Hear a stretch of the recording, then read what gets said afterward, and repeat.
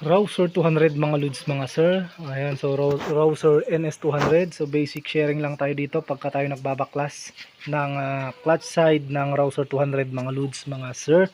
Kaya dahil meron tayong ginawa rito, ang issue nito mga lods mga sir ay meron siyang yung may-ari nag-change oil, meron siyang nakuhang ribaba ng ngipin ng gear. So ngayon nag-troubleshoot tayo. Bago natin ibaba yung buong makina, so nagbaklas tayo ng clutch side. Ayan, so tinanggal natin yung cover ng clutch side. Ngayon ang nakita ko mga lods mga sir, ayan, so yung castle nut ng clutch housing ay nadurog, so naubos yung kanto, so wala nang kakapitan yung castle nut socket natin. So obligado ang pantanggal din natin dito ay sinsil na rin.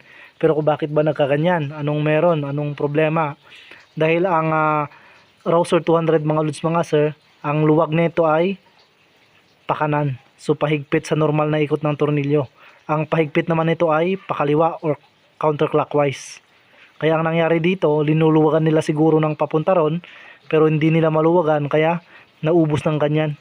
So nadurog na lang yung castle nut, di pa nila naluwagan. So iwan ko lang kung naluwagan nila to. Pero yan mga lods mga sir, naubos yung kanto talaga. Ganyan nangyari sa kanyang castle nut mga lods mga sir, yan. So kapag tayo nagluluwag nito mga lods mga sir, ang luwag nito ay pakanan or clockwise rotation para matanggal natin yung kanyang castle nut sa Rouser 200 mga lods mga sir.